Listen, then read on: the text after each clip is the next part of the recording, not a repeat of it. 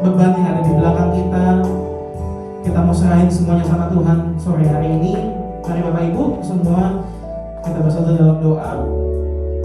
Tuhan Allah yang penuh kasih, Tuhan Allah yang kami sembah, di dalam nama Tuhan Yesus Kristus, terima kasih Tuhan buat penyertaan-Mu Bapa sepanjang kehidupan kami Tuhan Yesus.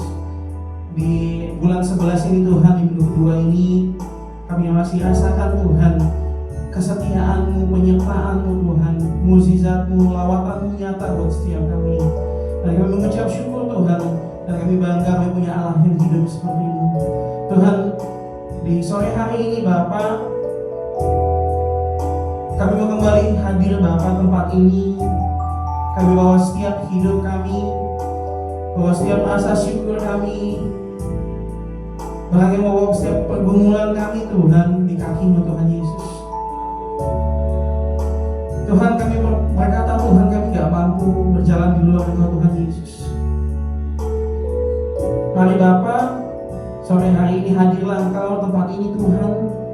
Terlebih lagi Bapa, biarlah Engkau hadir dalam setiap hati kami Tuhan, melawat setiap pribadi lepas pribadi tempat ini. Tidak ada satupun yang terlewatkan Tuhan Yesus. Kau juga yang memberkati Bapa ruangan ini Tuhan Yesus, biar atmosfer kerajaan Allah, atmosfer surga ada tempat ini Tuhan, melawat setiap kami Tuhan Yesus, memberikan kami setiap rasa kemenangan Tuhan, memberikan kami rasa aman Tuhan Yesus. Terlebih lagi damai sejahtera-Mu boleh tetap tinggal dalam setiap kehidupan kami. Mari Bapa, Kau yang memberkati Tuhan Yesus, tutup bungkus Tuhan tempat ini dari lantai 1 sampai dengan lantai 2 ini Tuhan, bahkan seluruh lingkungan kami tempat ini Tuhan Yesus, boleh tutup bungkus Bapa oleh kuasa darah-Mu Tuhan Yesus. Setiap roh intimidasi, setiap roh yang bukan berasal daripada Tuhan, setiap roh penguasa di udara, kami tolak hancurkan dalam nama Tuhan Yesus. Tidak satupun roh yang lebih besar daripada roh-Mu Tuhan. Dan biarlah Tuhan roh-Mu itu terus Bapak melingkupi setiap kami Bapak. Bahkan bukan hanya ketika kami datang Tuhan Yesus, kami percaya Tuhan ketika kami pulang Tuhan Yesus, kami boleh membawa api yang berasal daripada Tuhan, dan kami boleh membagikannya Tuhan ke setiap teman-teman kami, keluarga kami, siapapun yang kami jumpai Tuhan Yesus, boleh kami bagikan Tuhan. Dan biarlah Tuhan mereka boleh melihat Tuhan ada Yesus dalam setiap kehidupan kami. Terima kasih Tuhan, terima kasih Yesus. Tutup bungkus ibadah kami ini dalam kuasa darah-Mu. Engkau yang terus menyertai Tuhan setiap rekan kami, teman-teman kami yang mungkin belum bisa hadir Tuhan Yesus, mungkin yang masih dalam perjalanan Bapa. Biarlah Tuhan penyertaan-Mu selalu sempurna buat mereka, dan tinggalkan mereka sampai tempat ini Tuhan dalam keadaan sukacita Tuhan, dan mereka boleh berkumpul bersama dengan kami memuji dan memuliakan nama-Mu. Terima kasih Tuhan, terima kasih Yesus. Ini hati kami Tuhan, ini kami anak-anak-Mu Tuhan Yesus. Kami siap untuk memuji dan memuliakan nama-Mu sore hari ini Tuhan. Maka dari itu Tuhan, kami mau angkat rasa syukur kami, kami mau naikkan pujian kami Yesus, sebab Kau Allah yang layak terima pujian Tuhan, layak untuk disembah Tuhan. Terima kasih Tuhan, terima kasih Yesus. Oh haleluya. Mari Bapak Ibu kita angkat rasa syukur, mari naikkan rasa syukur. Terima kasih Tuhan, Kau yang layak buat setiap kami Yesus. Dengan urapan yang baru Tuhan,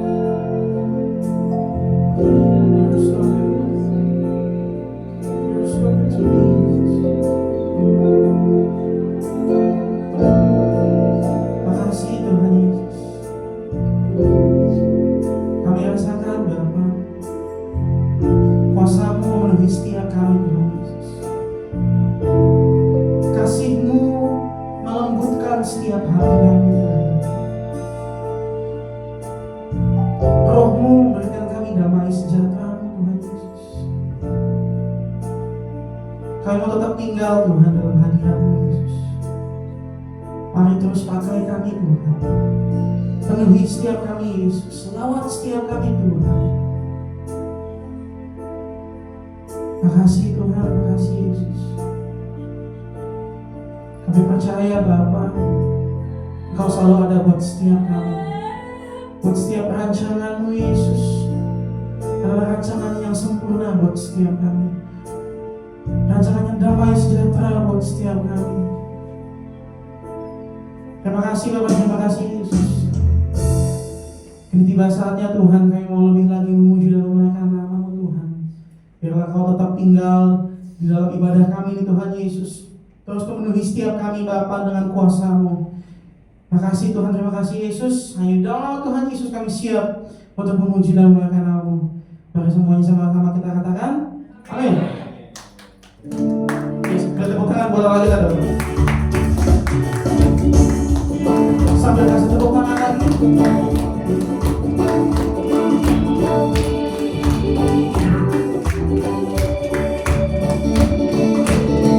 Kita makan pujian kita.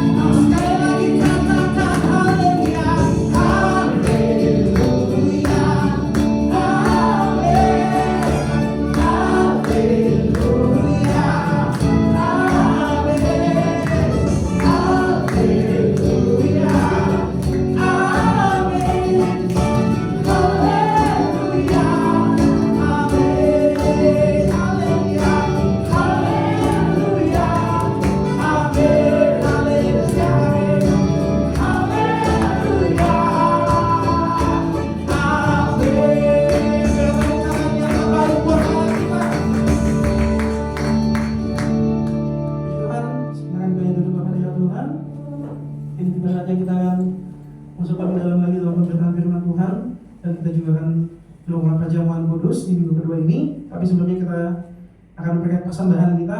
Saya undang kembali Bapak Ibu untuk sama-sama kita bersatu dalam doa. Terima kasih Tuhan, terima kasih Yesus. Engkau baik, kasih-Mu nyata buat setiap kami Tuhan. Dan biarlah Tuhan kami boleh terus percaya Tuhan, bahwa setiap kasih-Mu itu nyata buat setiap kami, bahwa rancangan-Mu adalah rancangan yang terbaik buat setiap kami Tuhan Yesus. Dan biarlah Tuhan kami boleh menjadi pelaku-pelaku firman-Mu Tuhan Yesus. Terima kasih Tuhan, kini tiba saatnya kami memberikan persembahan kami Tuhan. Biarlah Engkau yang memberkati setiap kami Tuhan Yesus. Persembahan kami ini Tuhan, Engkau juga selalu memberkati setiap pekerjaan kami, usaha kami, bahkan pendidikan kami Tuhan Yesus. Biarlah semuanya boleh berhasil seturut dengan kehendak-Mu Tuhan. Dan biarlah Tuhan persembahan kami ini boleh menjadi persembahan yang harum dan berkenan kepada-Mu Tuhan, untuk memperluas kerjaan-Mu tempat ini. Ajar kami Tuhan untuk selalu kasih yang terbaik buat Kau Tuhan Yesus, karena Kau sudah lebih dulu kasih yang terbaik buat setiap kami. Hanya dalam nama Tuhan Yesus Tuhan kami siap untuk memberi. Sama-sama kita katakan amin.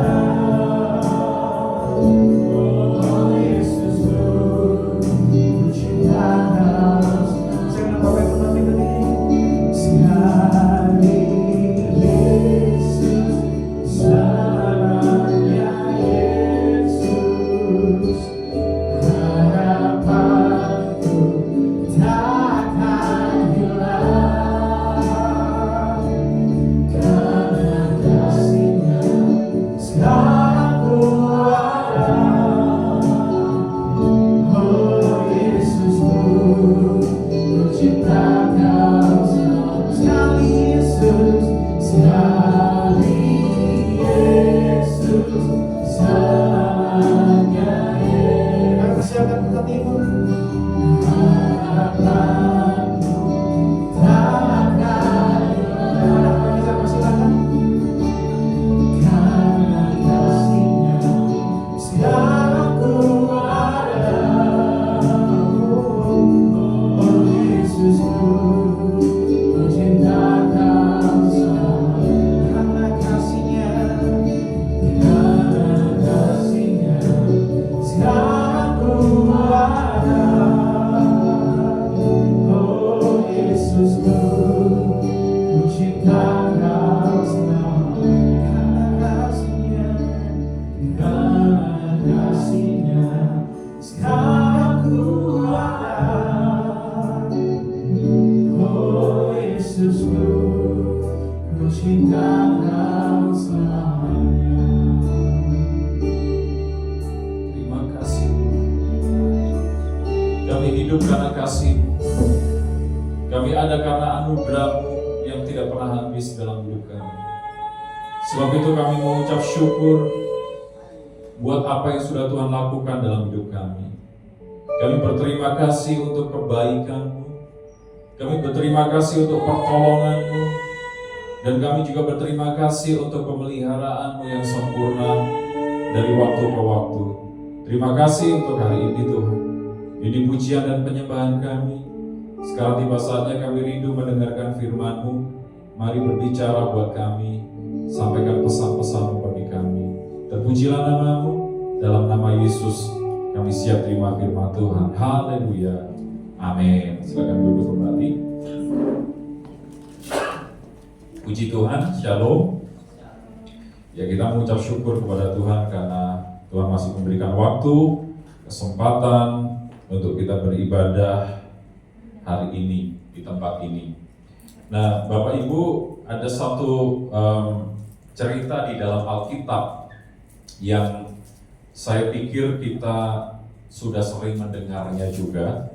Bagaimana orang-orang di zaman itu dengan teknologi yang minim, dengan pengetahuan yang terbatas, tapi hendak membuat satu hal yang spektakuler karena mau membangun kota dan menara, ya.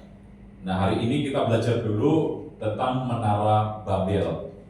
Nah, sebelum saya bagikan hal-hal penting berkaitan dengan Menara Babel ini, kita harus melihat dulu kisah sebelumnya. Kisah sebelum orang-orang di zaman itu membangun satu menara yang disebut dengan Menara Babel ini. Jadi kisahnya adalah manusia waktu itu bertambah banyak.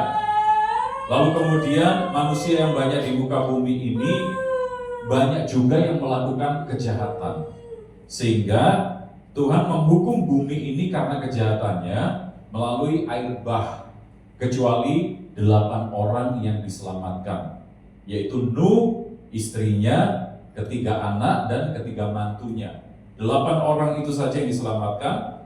Lalu setelah Nuh dan keluarganya ini keluar dari bahtera, waktu air bah itu sudah surut, maka mereka beranak cucu bertambah banyak lagi.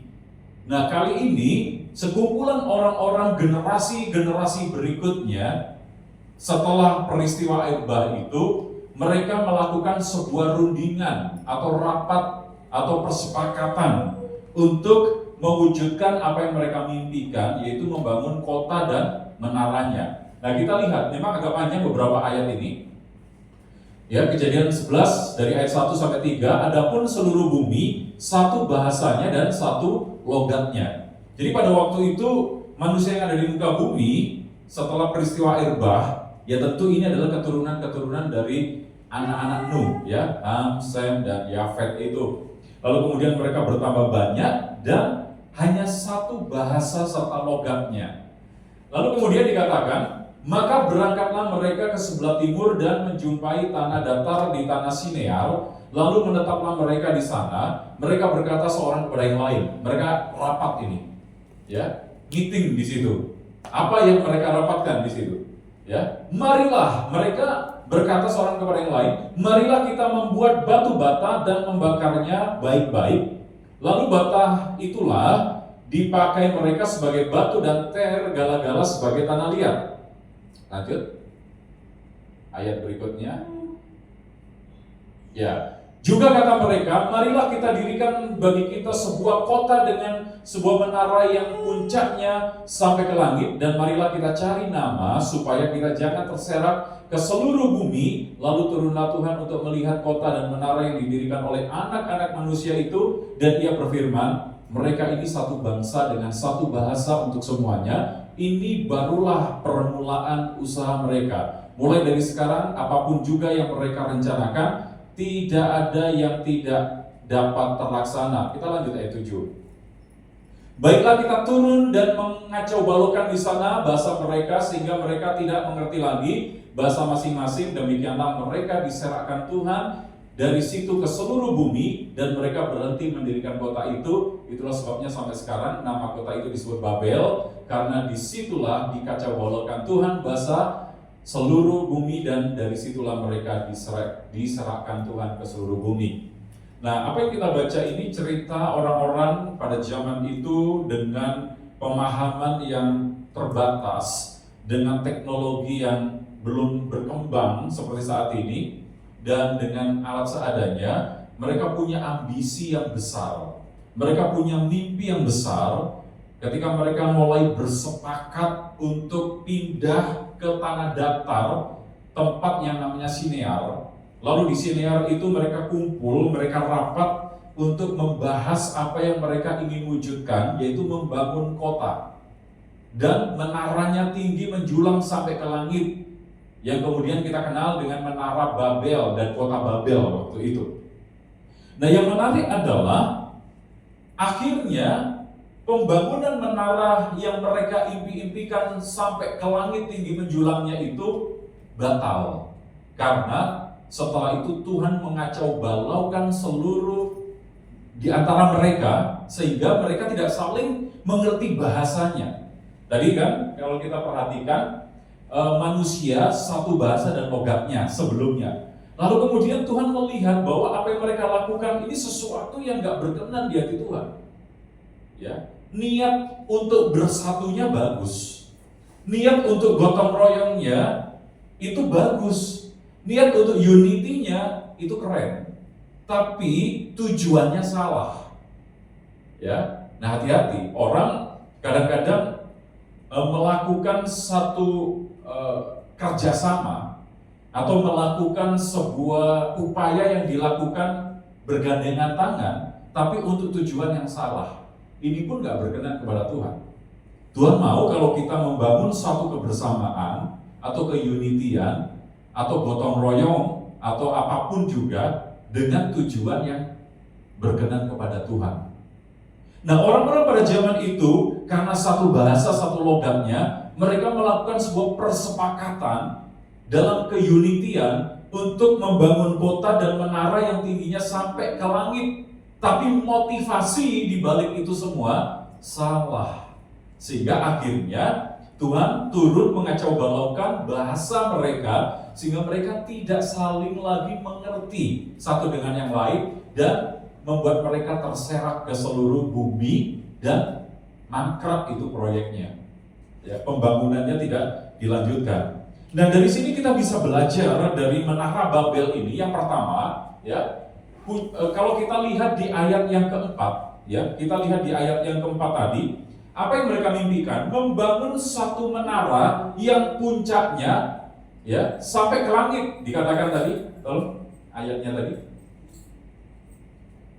di ayat 4 tadi. Nah, ayat 1, benar-benar ayat 4. Juga kata mereka, marilah kita dirikan bagi kita sebuah kota dengan sebuah menara yang puncaknya sampai ke langit. Timbullah sebuah pertanyaan buat kita. Apa yang mendorong orang-orang zaman itu ingin membangun menara yang sangat tinggi, bahkan dikatakan puncaknya sampai ke langit? Ya. Ini adalah satu bentuk begini, sebuah ketakutan, sebuah kecemasan, sebuah kekhawatiran kalau Tuhan akan menghukum bumi lagi dengan air bah yang pernah terjadi dan menimpa beberapa generasi sebelum mereka, beberapa tahun sebelum mereka. Tentu peristiwa air bah ini kan diceritakan dari generasi ke generasi, dari keturunan ke keturunan. Ya, mulai dari Nuh dan anak-anaknya yang pelaku sejarah itu kan menceritakan ke generasi berikutnya bahwa Tuhan menghukum bumi dengan air bah. Gak ada yang selamat kecuali 8 orang yang dipelihara Tuhan di dalam Bahtera itu. Bahkan gunung yang menjulang tinggi pun ditutup dengan air waktu terjadi air bah. Ya, karena Tuhan murka atas umat manusia. Lalu sampailah ke generasi sekian, memang Alkitab nggak ceritakan orang-orang yang membangun Menara Babel ini keturunannya berapa, keturunan keberapa dari Nuh tidak diceritakan. Tapi saya percaya waktu itu bumi sudah banyak lagi dengan manusia. Setelah sebelumnya penduduk bumi ini hanya 8 karena semuanya musnah dengan air bah itu kan. Nah, yang menarik adalah ternyata motivasi atau tujuan mereka membangun menara yang tinggi menjulang sampai ke langit itu sebagai bentuk upaya mereka untuk menutupi kecemasan, ketakutan, dan kekhawatiran mereka kalau Tuhan menghukum bumi lagi dengan air bah. Jadi mereka sudah siap naik ke menara yang tinggi, kalaupun ada air bah lagi, mereka pikir bisa menyelamatkan diri. Itu upaya mereka karena ketakutan dan kecemasan kalau terjadi air bah dan itu terulang. Padahal ketika Nuh dan keluarganya ini keluar dari Bahtera, lalu Nuh mempersembahkan korban kepada Tuhan, dan waktu Tuhan cium persembahannya, coba tampilkan ayatnya. Next slide. Ketika Tuhan mencium persembahan yang harum dari Nuh itu, berfirmanlah Tuhan dalam hatinya, aku takkan mengutuk bumi ini lagi karena manusia, sekalipun yang ditimbulkan hatinya adalah jahat dari sejak kecilnya. Dan aku takkan membinasakan lagi segala yang hidup seperti yang telah kulakukan. Jadi Tuhan itu sudah berjanji.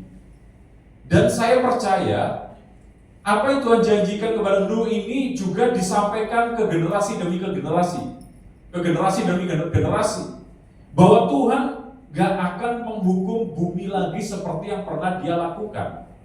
Bahkan ditegaskan lagi, coba kita lihat ayat berikutnya, Kejadian 9 ayat 11. Ini kata Tuhan, maka kuadakan perjanjianku dengan kamu, bahwa sejak ini tidak ada yang hidup yang akan dilenyapkan oleh air bah lagi. Dan tidak akan ada lagi air bah untuk memusnahkan bumi. Sudah jelas ya, bahwa Tuhan itu ngomong, aku gak akan memusnahkan bumi ini lagi dengan air bah. Dan saya percaya itu juga disampaikan ke keturunan-keturunan berikutnya. Tapi sayangnya adalah orang-orang di zaman itu, di Kejadian 11 yang kita baca tadi, mereka punya niat untuk mendirikan menara yang tinggi menjulang ke langit dengan tujuan untuk jaga-jaga. Kalau Tuhan menghukum bumi lagi dengan air bah, mereka bisa selamat. Dengan kata lain, mereka itu sebetulnya dipenuhi dengan ketakutan dan kecemasan dengan air bah yang bisa mungkin datang lagi di kemudian hari, sehingga mereka mendirikan menara sampai menjulang ke langit itu. Ini bentuk apa? Bentuk ketidakpercayaan kepada apa yang Tuhan janjikan. Nah, hati-hati Bapak Ibu. Ketika kita mulai nggak percaya atau kita mulai ragu kepada janji Tuhan, kita akan mengupayakan segala sesuatu untuk menutupi keraguan-raguan dan ketakutan itu dengan upaya-upaya yang kita lakukan. Dan itu upaya yang sia-sia. Itu upaya yang gak ada faedahnya sama sekali. Nah, banyak orang hari-hari ini dibuat sibuk atau dicapekkan dengan upaya-upaya yang dia lakukan untuk memproteksi dirinya atau melindungi dirinya, karena sebetulnya dia dipenuhi dengan ketakutan itu, dipenuhi dengan kecemasan itu. Kenapa mereka bisa takut dan cemas? Karena mereka gak percaya sepenuhnya janji Tuhan dalam hidup mereka. Seperti orang-orang pada saat itu, kalau mereka pegang teguh janji Tuhan bahwa Tuhan itu gak akan memusnahkan bumi lagi, ya, bahwa Tuhan gak akan memusnahkan bumi lagi karena kejahatan itu. Bentar.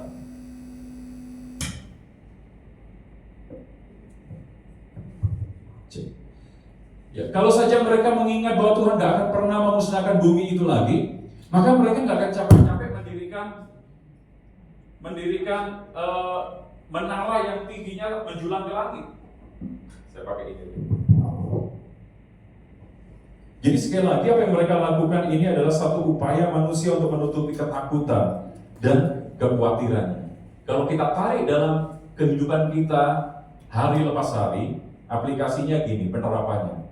Orang yang ragu terhadap janji Tuhan, orang itu pasti akan berupaya segala macam cara untuk menutupi kekhawatirannya, menutupi ketakutannya sebagai akibat dari ketidakpercayaan kepada janji Tuhan itu. Ya, bukan berarti kita nggak boleh berupaya, bukan berarti kita nggak boleh bekerja. Kita boleh bekerja, tetapi maksud saya adalah jangan sampai karena ketidakpercayaan kita kepada Tuhan, maka kita berbuat sesuatu yang seharusnya tidak perlu kita lakukan. Ya, Tuhan pemelihara kita, itu udah pasti janjinya berkata demikian. Tuhan penjaga kita, udah pasti. Ya, itu bagian Tuhan untuk memberikan penjagaan dan pemeliharaan. Kita nggak perlu capek-capek atau merepotkan diri untuk berupaya bagaimana caranya supaya ya ada perlindungan, ada penjagaan. Tuhan yang menjaga kita. Bahkan penjaga Israel tidak pernah terlelap, kata firman Tuhan. Jadi itu yang pertama kita bisa pelajari dari Menara Babel. Yang kedua, di ayat 4 tadi dikatakan mereka membuat menara yang puncaknya sampai di langit, ya. Kemudian tujuannya supaya mereka cari nama, ya. Cari nama. Ini bicara apa? Mereka cari popularitas. Mereka cari ketenaran. Mereka membuat itu semua supaya menjadi tersanjung dan disanjung dan dikenal oleh banyak orang. Ujung-ujungnya adalah kesombongan. Nah, hati-hati dengan kesombongan.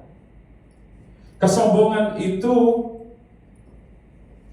satu hal yang bisa meruntuhkan kita. Ya. Maka Tuhan paling benci dengan orang yang sombong.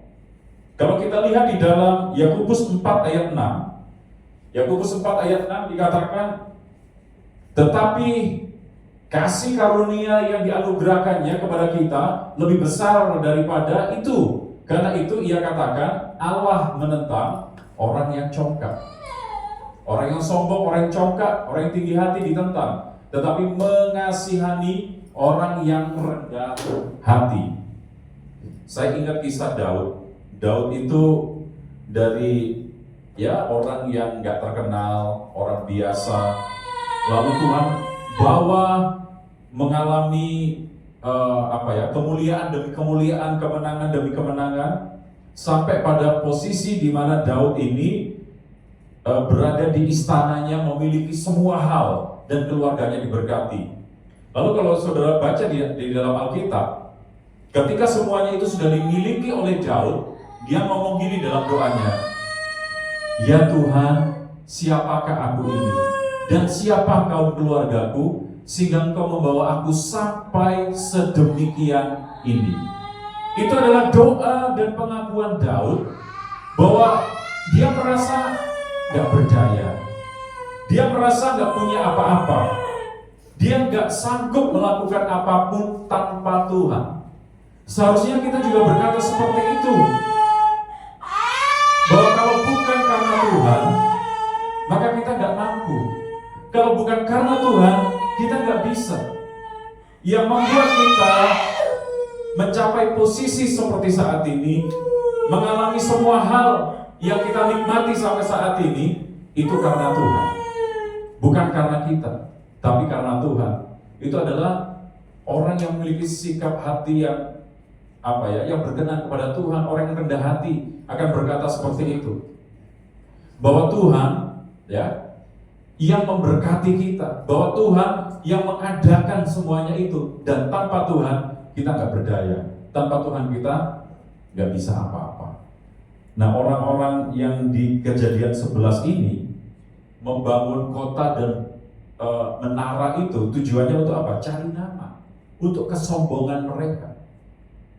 Maka dikatakan kita bangun menara yang puncaknya sampai ke langit dan kita cari nama. Ya, jangan adalah di antara kita yang melakukan segala sesuatu itu tujuannya untuk cari nama, untuk popularitas, untuk ketenaran kita. Maka kita akan terjebak dengan yang namanya kesombongan. Lucifer, sang penghulu malaikat itu jatuh dan menjadi iblis, menjadi malaikat kegelapan karena dia sombong. Ya. Dia diberikan keindahan oleh Tuhan, memimpin bala tentara surgawi untuk memuji Allah di depan takhta Allah, tapi dia nggak puas dengan itu. Kalau kita baca di dalam Alkitab, dikatakan aku hendak naik menyamai yang maha tinggi, hendak duduk menyamai yang maha tinggi. Dia nggak puas dengan keberadaannya, tapi kecongkakannya, kesombongannya membawa dia untuk mengalami kejatuhan. Jadi rumusnya gini, orang yang meninggikan diri pasti akan direndahkan. Tapi orang yang merendahkan diri akan ditinggikan oleh Tuhan. Buat apa kita sombong? Karena kita bukan siapa-siapa. Ya, hidup itu adalah dari Tuhan, hikmat pun dari Dia asalnya. Ya, kemampuan untuk kita melakukan aktivitas itu juga dari Tuhan. Kalau Tuhan tarik semuanya itu, ya kita nggak bisa melakukan apapun. Makanya tidak ada sesuatu yang perlu untuk kita sombongkan. Itu aplikasinya dalam kehidupan kita. Menara Babel ya bicara soal kesombongan, kecongkakan umat manusia pada zaman itu. Yang ketiga, ya menara Babel waktu itu mereka mendirikannya supaya apa tujuannya? Supaya mereka tidak terserak, tidak terlempar atau terserak ke berbagai tempat di penjuru bumi ini. Kelihatannya tujuan mereka ini bagus sepintas atau sekilas, tapi ternyata begini, kalau kita pelajari di dalam Alkitab, apa yang mereka mimpikan atau apa yang mereka sedang upayakan itu adalah bentuk penentangan terhadap kehendak Tuhan. Kenapa saya katakan seperti itu? Coba kita mundur ke Kejadian 1 ayat 28. Kejadian 1 ayat 28 dikatakan Allah memberkati mereka, lalu Allah berfirman kepada mereka, beranak cuculah dan bertambah banyak, penuhilah bumi dan taklukkanlah itu. Manusia yang sudah diberkati oleh Tuhan, maka Tuhan berfirman kepada mereka, memberikan mandat untuk beranak cucu, untuk bertambah banyak dan terserak ke seluruh bumi. Untuk apa? Untuk memenuhi bumi itu. Bukan hanya sebagian bumi, tapi seluruh bumi.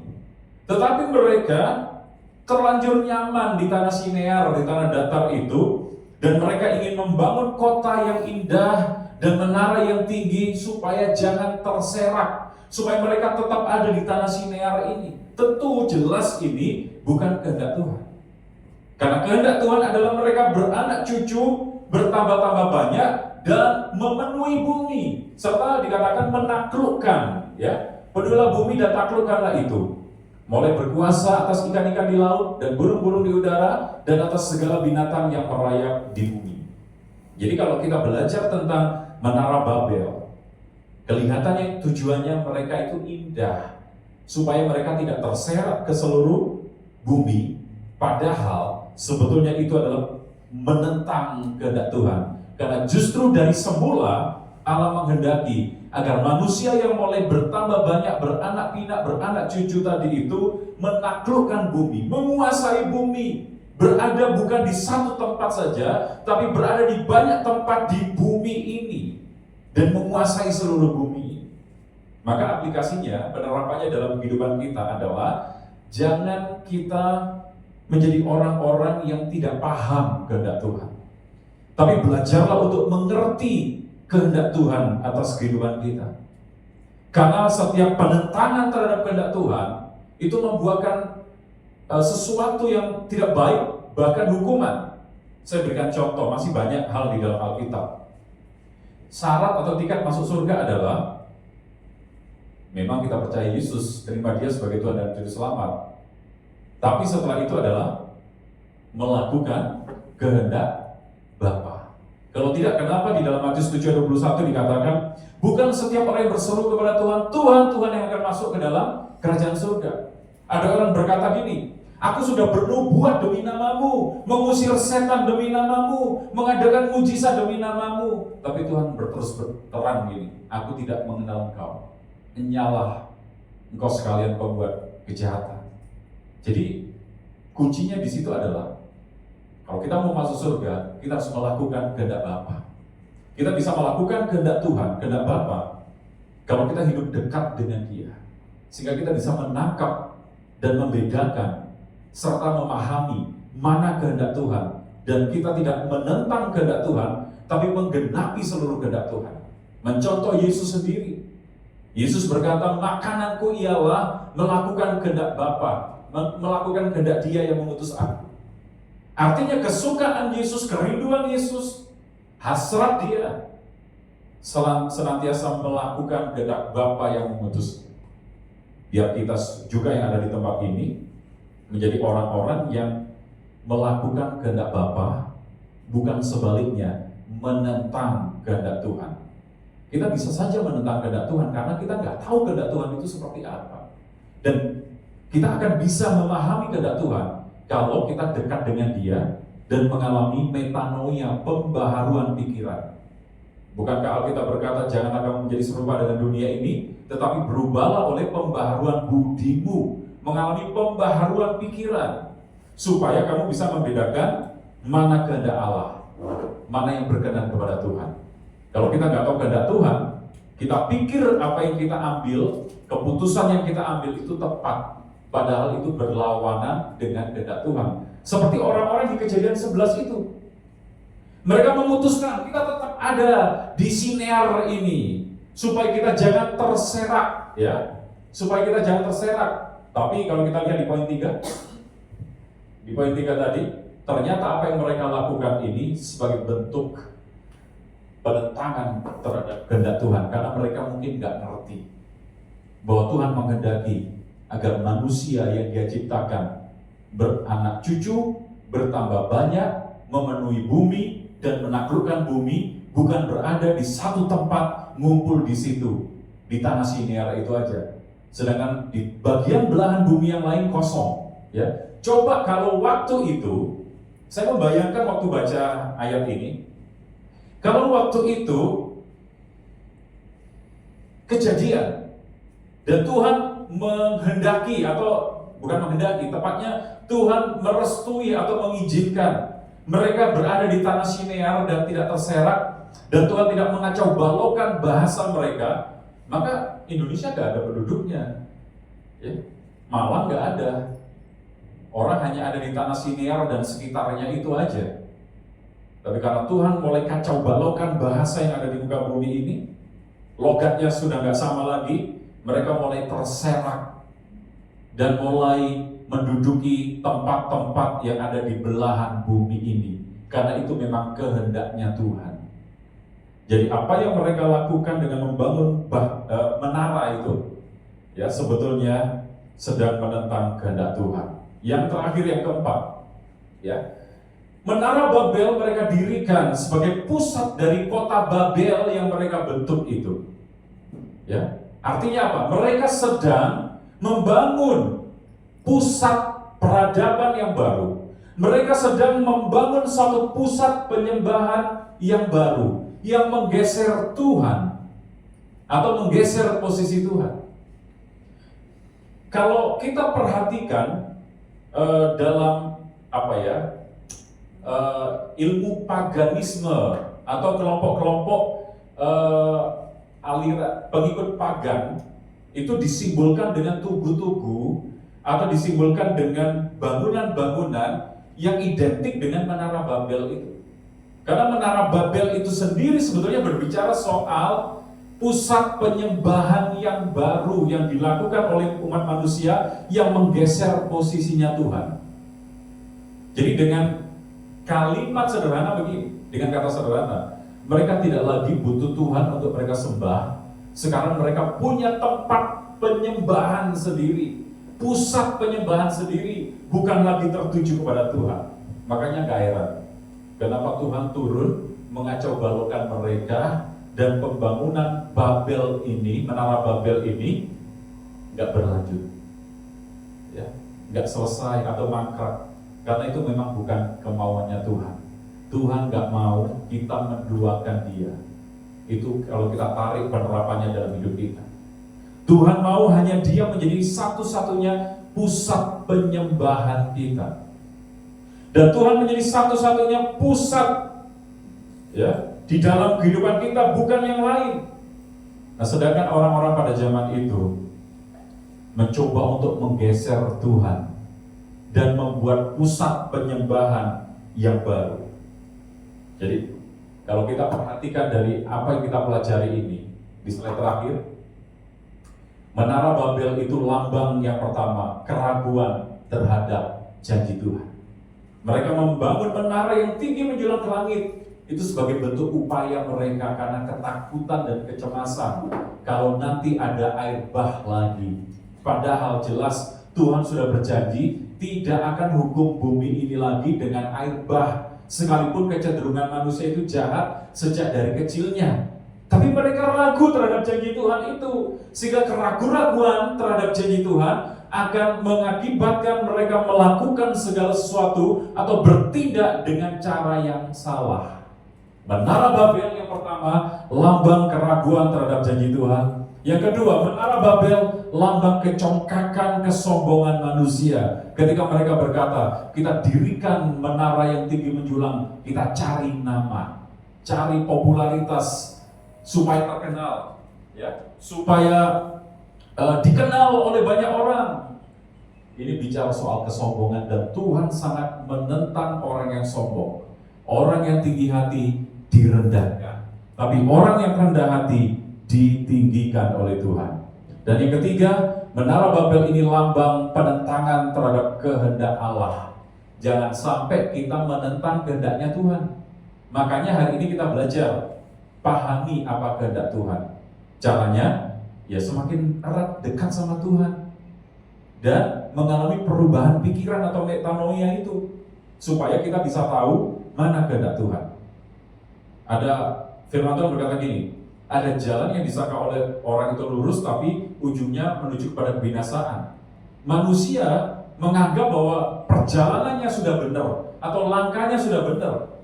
Tetapi ternyata apa yang dianggap benar oleh manusia itu bisa saja ujungnya menuju kepada kebinasaan. Karena kita tidak tahu bahwa ternyata itu bukan kehendak Tuhan, tapi kita jalan terus saja. Ya, kita tabrak aja. Makanya hari ini kita belajar supaya kita pahami kehendak Tuhan dan jangan kita tentang kehendak Tuhan.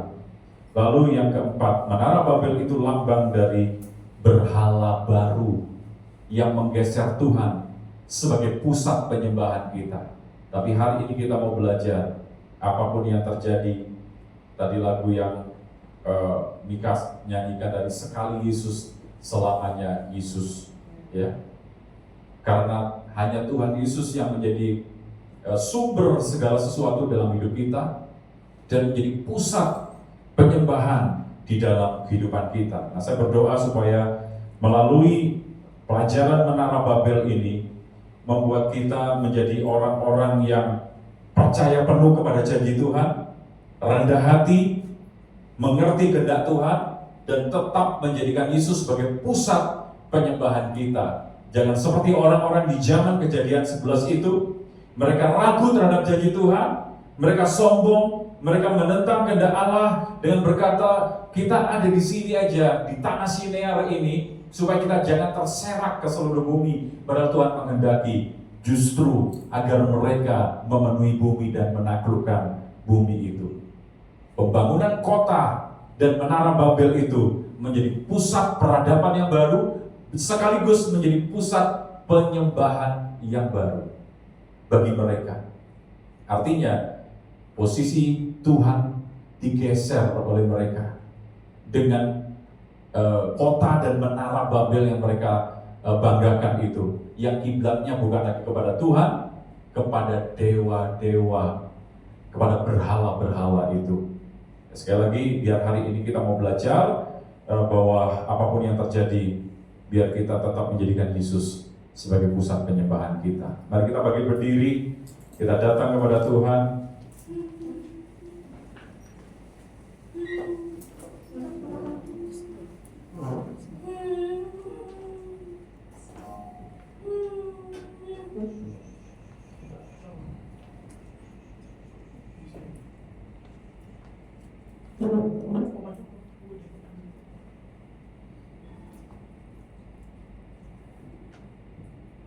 Kita naikkan pujian itu tadi, sekali Yesus selamanya Yesus.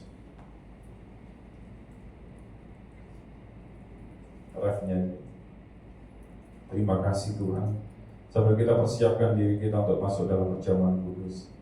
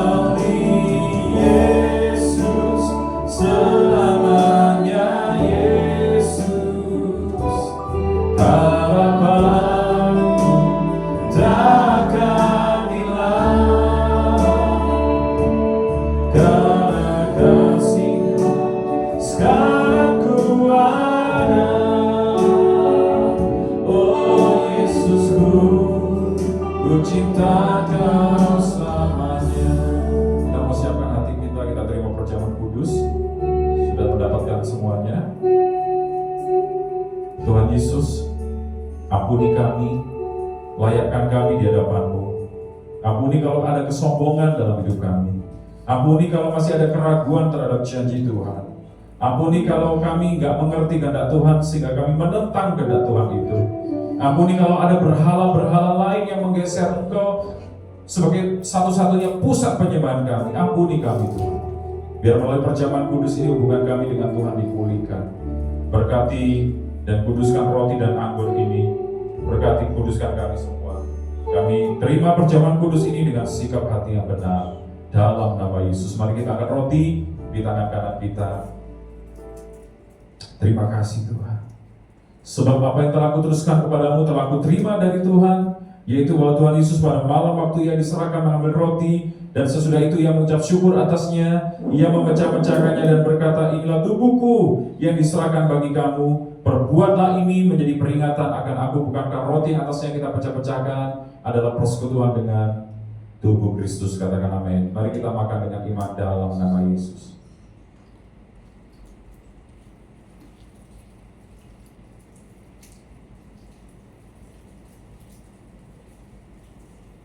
Kita angkat cawan anggur kita di tangan kanan kita. Demikian juga yang mengambil cawan sesudah makan lalu berkata, cawan ini adalah perjanjian baru yang dimeteraikan oleh darahku. Perbuatlah ini setiap kali kamu meminumnya menjadi peringatan akan aku. Bukankah cawan anggur yang atasnya kita mengucapkan syukur adalah persekutuan dengan darah Yesus? Katakan amin. Mari kita minum dengan iman dalam nama Yesus.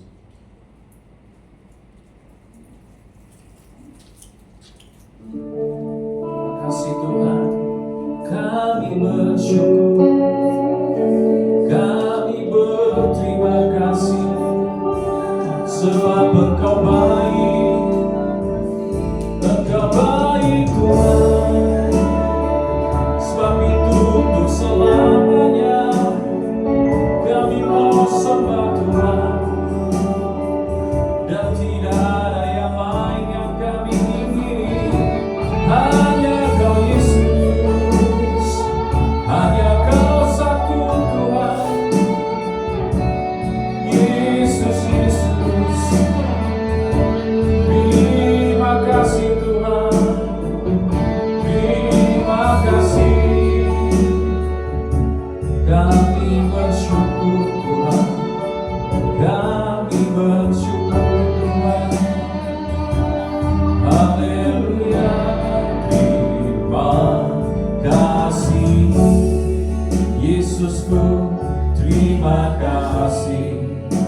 Yesusku, puji syukur hanya bagi Tuhanku.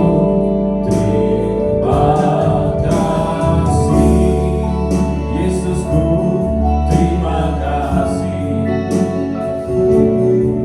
Puji syukur hanya bagi kami bersyukur Tuhan. Puji syukur hanya bagi Tuhanku. Puji syukur hanya bagi Tuhanku.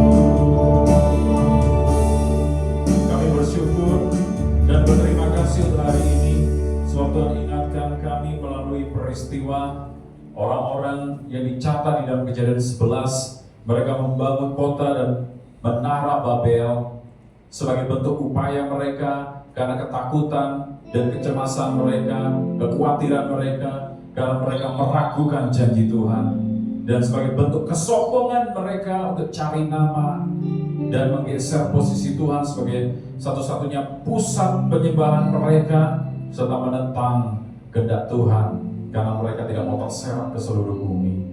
Karena itu Tuhan, mampukan kami untuk bukan saja mendengar, tetapi melakukan apa yang kami dengar hari ini. Kami kembalikan segala puji hormat hanya bagi-Mu, dalam nama Yesus kami bersyukur. Amin. Silakan duduk.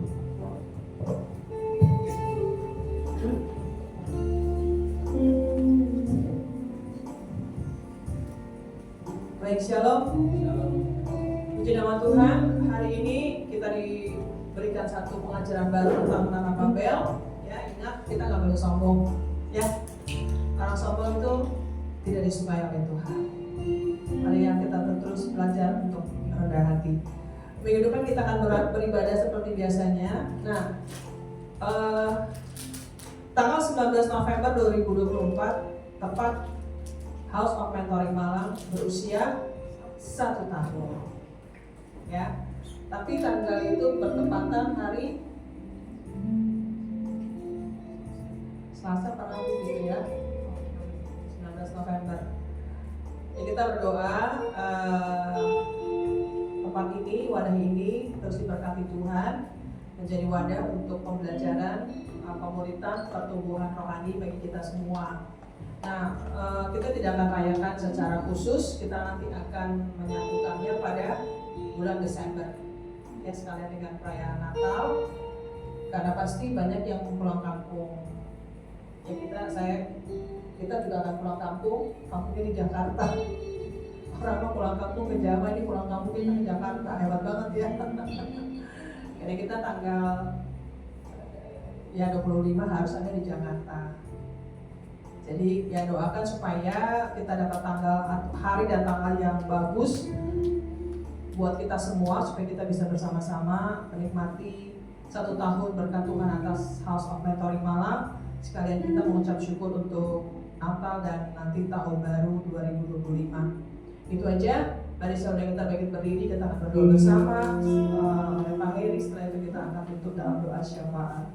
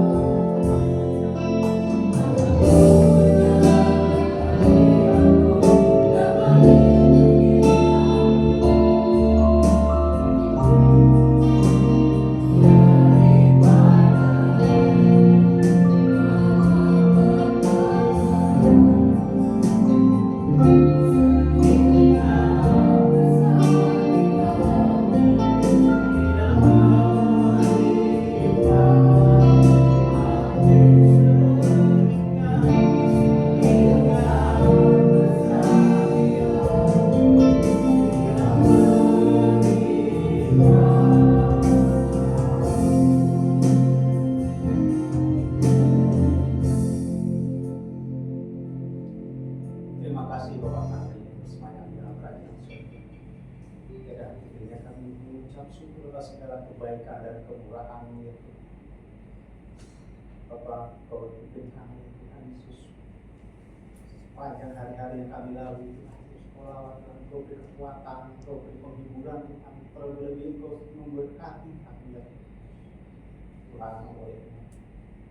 Pada kesempatan ini kami berdoa Tuhan, kami bersyukur Tuhan, memuji, memuliakan Kau Tuhan Yesus. Sekiranya Tuhan puji-pujian kami ya Tuhan, menjadikan berkat ya Tuhan, berupa arunan kami. Bapa, sudah kami ada di tempat ini Tuhan, diserahkan semuanya ke tangan Kau Tuhan Yesus. Kita punya kerinduan, punya keinginan Tuhan Yesus, ku serahkan semuanya pada Tuhan, apa yang menjadi usaha kita Tuhan Yesus. Baik pekerjaan Tuhan, pertanian, peternakan, apapun itu Tuhan Yesus, Engkau berkati pelaksanaan Tuhan yang masih dalam kehidupan Tuhan Yesus. Tuhan berikan hikmat pemimpinan yang sudah Tuhan, sehingga apa yang kita dapat berhasil. Saudara, kami juga berdoa Tuhan, apapun yang tidak bersama kami sore ini Tuhan, kami serahkan apa yang menjadi kekurangan, apa yang menjadi kekurangan mereka Tuhan, Engkau lawan mereka Tuhan, sampai Engkau sembuhkan Tuhan, Engkau berkati Tuhan, yang mampu kekuatan. Saudara, kami sedang memuliakan Tuhan Yesus, kami bisa berkati Tuhan, dan kami juga Tuhan menerima ya Tuhan saat daripada Tuhan Yesus. Bapa, mempelaikan Tuhan dalam kehidupan kami Tuhan Yesus. Lepaskan kami ya Tuhan dari tipu daya dunia Tuhan Yesus, dalam kesombongan Tuhan Yesus. Positif Tuhan, dalam kami terus dalam Tuhan. Maka saudari kami serahkan Tuhan kepada Bapak Gembala Tuhan Anggun Yesus. Yang Kau pakai Tuhan dalam pelayanannya Tuhan, nyatakan bisa terjadi. Tuhan kami percaya tidak ada yang mustahil bagi Tuhan. Apabila Kau berkehendak Tuhan Yesus, semuanya Tuhan akan dilakukan. Saudara, dan berdoa kita Tuhan, apabila pemerintahan Tuhan Yesus Indonesia, sangat sepenuhnya ke tangan Kau Tuhan Yesus. Yang Kau lawat para pemimpin-pemimpin kami Tuhan, bahkan Tuhan, khususnya Kota Malang ini Tuhan Yesus, yang sebentar menghadapi daripada pilkada Tuhan, Ku serahkan Tuhan, berikan pemimpin-pemimpin yang terbaik Tuhan, sehingga Tuhan Kota Malang boleh damai sejahtera, umat-umat Tuhan boleh memuji memuliakan Tuhan. Kita Tuhan berdoa buat tempat ini Tuhan Yesus, Tuhan makan Tuhan, Tuhan Afrika Tuhan, lingkungan jauhkan dari kuasa roda Tuhan, kuasa-kuasa udara sedikit Tuhan, sehingga kami di dalam kami boleh menerima Tuhan dan kirimkan jiwa baru Tuhan untuk memuji terima Engkau sebagai Tuhan dan Yesus. Terima kasih. Doa sore hari Yesus. Haleluya. Mari kita arahkan hati kita kepada Tuhan. Terimalah berkat anugerah, damai sejahtera dan sukacita yang berlimpah dari Bapa di surga melalui Putranya yang tunggal Tuhan Yesus Kristus, dan persekutuan yang manis dengan Roh Kudus menolong, menyertai dan memberkati kita dari sekarang sampai selama-lamanya. Dalam nama Yesus kita terima berkat ini. Haleluya. Amin. Tuhan berkati.